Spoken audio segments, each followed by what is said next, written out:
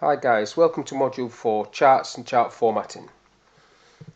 First example we're going to look at is a column chart. This is a column chart, as you can see on the screen. To move this around, first of all I need to click on the chart. I get these small circles around the edge, and then that allows me to move the chart by dragging wherever I want the chart to be. If I move my mouse to these circles, this allows me to resize the chart, make it smaller or longer or wider, whichever way I want to go. Now to delete this chart, I need to just be clicking on the edge of the chart where these circles are, and then I can press delete on the keyboard and the chart will disappear.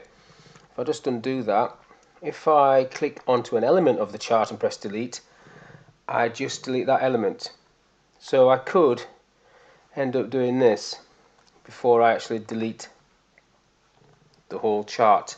The last one will be the whole chart. So when you delete a chart, if I bring that all back, make sure you're on the edge. The chart area is the part of the chart that you require. Make sure you're there, and then when you press delete, the whole thing will disappear. So what we're going to do now is we're going to recreate a graph similar to that one there, and we start off by highlighting the data. So I'm starting in cell A2, and I'm going to highlight across the data that I want for my chart, which in this case is A2 to E5, A2 to E5. I don't want the total column or the total rows in this particular chart, but that's what I want. And then I go Insert. Now the charts are in the middle of the ribbon. You have recommended charts, but I'm going to do these three charts for this session. So I'm going to do a basic column chart, then a line chart, then a pie chart. When I do the line chart, I'm also going to look at combination charts as well, which is an icon you have there. But first of all, this one, I'm clicking on the options. I do want this first option, but just to make sure that you're aware, you cannot just pick one of these styles because you think they look nice, because all of these are looking at data in a slightly different way. So for example, that option would be a stacked column, which would be adding the categories football, rugby and cricket on top of each other and giving you that sort of chart. I want this clustered column chart, which is comparing each category by month. So I'll just click that and the chart appears on the screen. And as I've already explained, to move the chart, you sit there, just move it into position, and I do want to make this a little bit longer, like that. Now, very quickly, we've got a very simple chart on the screen, which is going to be looking at this data in the blue cells. So if I change the figure for January in football, and when I click away, that immediately reacts, the chart picks that up. So once you've done the chart, you don't need to redo it unless it's not correct. All it is doing is looking at the data. If the data changes, the chart reflects that change. Now to format this chart, I want to do a few things. So chart title, I'm just going to call this Sports Expenditure. Now when you start typing this, it looks as though nothing's happening. Even though it's going up there, nothing seems to be happening in this box, which is slightly off-putting. But when you press enter, whatever you've typed will appear in that box. Now down the right hand side of this chart, you have these small elements which I want to quickly look at. I'm going to click on the plus, which gives me options, which I'm not going to click on, but I'm just going to hover over so you can see what will appear when I do that. These are all options that you can have on your chart if you require. Now I don't want any of those, so I'm just going to leave that as it is. Next one down is a little chart style paintbrush. Click on that and it gives me a scrolling list of different options. I do like this black one, so I'm going to click on it. Now just as an aside, I could have done the same thing from the design tab at the top. There she blows.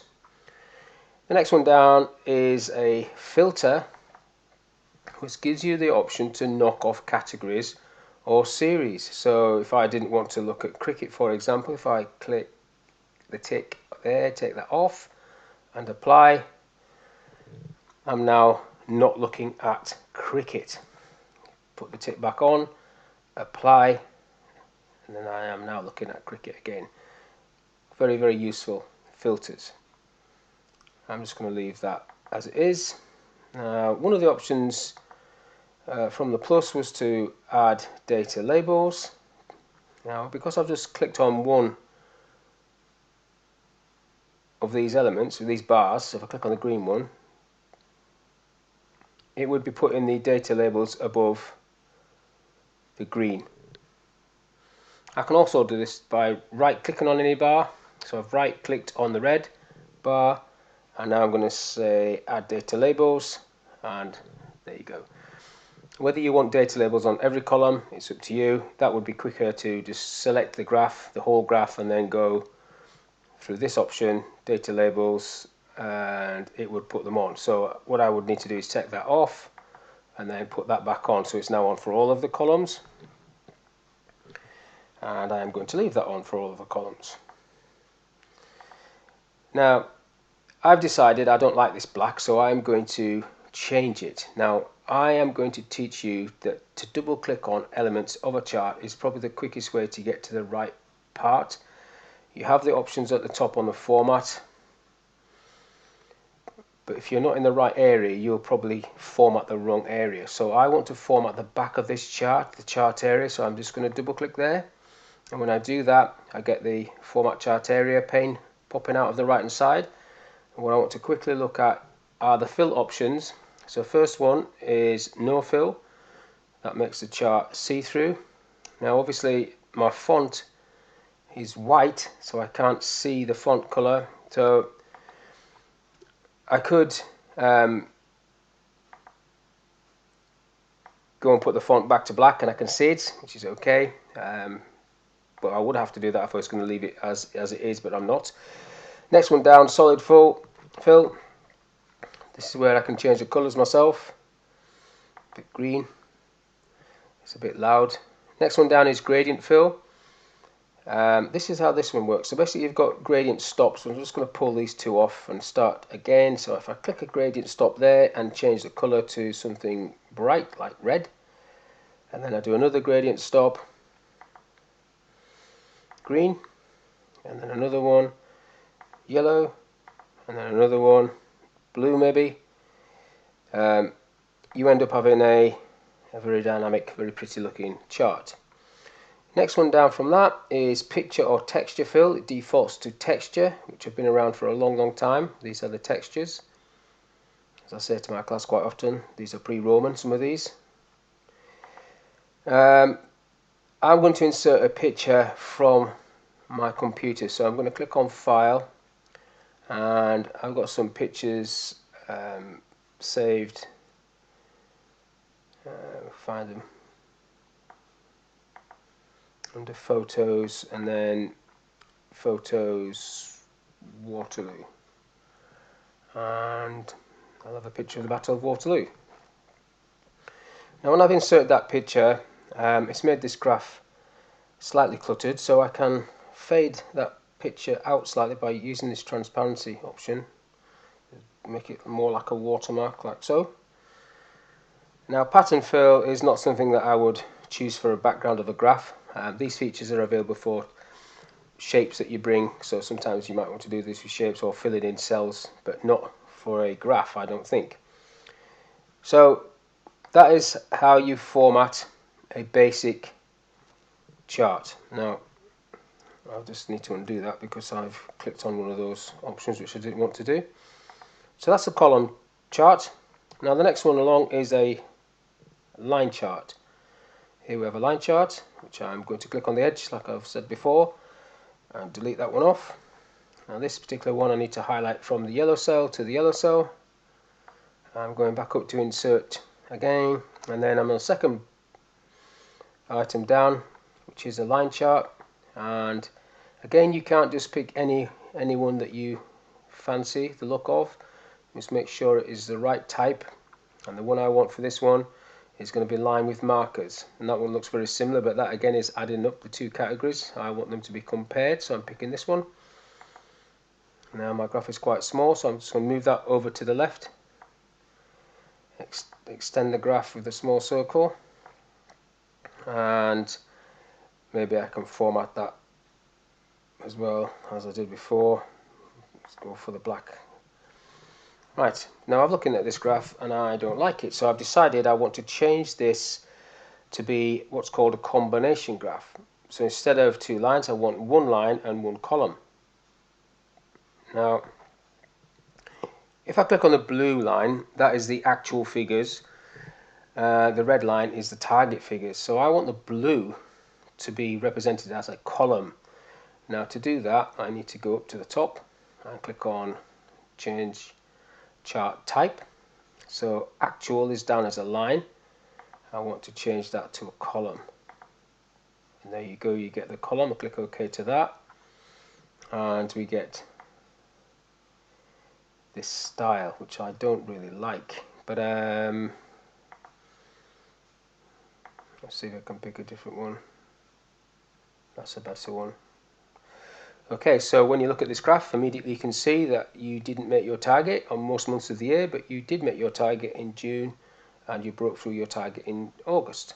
And that's a line graph with a combination option. Now, if you wanted a combination graph from the start, that is an option when you create graphs. You can actually select combination. You don't have to go through that process. You have a combination option on the ribbon, and then you select the criteria you want. Now the next chart we're going to look at is a pie chart. Now I have 2 pie charts, male and female, and this chart on the right, which is called the donut chart, which compares them both. It's basically 2 pie charts, one inside the other.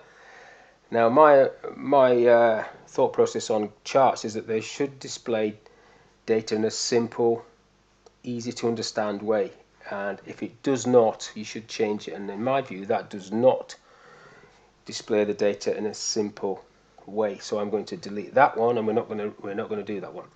We're going to concentrate on these 2, but first of all, let's delete them both, and we can start from scratch. So to get the men, you need to highlight from the blank cell, so you pick up the label, all of the yellow area. You go in Insert, and this time we're picking the third one of these 3 that we're looking at, which is pie. I want a 3D pie, and there we go, 3D pie. Now I want to format this slightly because I don't want these labels down the bottom, this legend, and delete that because I want the labels on the pie itself. So I'm going to right click, add data labels. Now it's put the numbers on there. I don't want the numbers on there, so I'm going to right click, format data labels. Now when I do that, the pane on the right changes. I want to show percentage and category name, and I don't want to show the value anymore, so I'll take that off. If you take value off first, you lose everything, so it's always wise to put percentage on and then take value off. Now I also want to pull out this little green cheese to focus on that.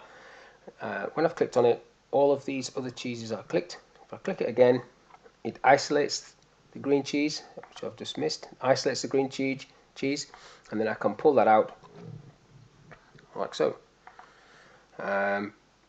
I also want to make this a specific size, so I'm going to click on the Format tab and let's make it 7 by 7. 7 by 7, and then I can move that over there, like so. And to get the women, we have to do this. We highlight from the blank cell, down the dates, hold the Control key down, and click on the word female, and highlight the figures for female. Then you do the same process, insert pie, 3D pie. Don't want the labels at the bottom. I want them on the pie itself, so right click, add data labels. Don't want the numbers, so right click, format data labels. When you right click to format data labels, make sure that you do not take the value off. I'll just do it so you can see. If I take it off before I click %, you just lose the label, so you have to start again. So right click, add data labels, right click, format data labels, percentage on, then you can take the value off, category name. And I'm going to pull out the green cheese, so I'm clicking on the green cheese. All of the cheeses are selected, but if I click it again, I should isolate the green cheese and I can slide that out. Don't pull it out too far because the rest of the graph shrinks. And last but not least, I'm clicking off the cheese onto the chart area in the back, and then I'm going format, and I'm putting this to 7 by 7 as I did with the men, so we've got the same size. Then I can move that next to that one, and that's two quick examples of a pie chart. Now on exercise 1, this exercise, I'll just get rid of these text boxes and I can just explain it, these comment boxes. I can explain it myself. So in this particular one, we want a column graph showing men, women and children with the figures above the men only. So you highlight from the blank cell so you can get the labels. Over the data, you go insert, you want a column chart, 2D column, move that over. It did ask us to format that. I'm going to go for black, call it past exam, and the figures over the men, I need to right click on one of the blue columns and add data labels, and that puts the figures over the men, and that is that one complete. This one on the right is a pie chart. Highlight the data, insert pie, 3D pie, move it across. Don't want the labels at the bottom. I want to right click on the pie, add data labels, right click on the pie, format data labels, tick percentage, value off, category name on. In this example, I want to pull out the smallest cheese or segment, so click on the purple one, click it again so it's isolated, and then slide it out slowly like so. If I want to format the background, I can do so.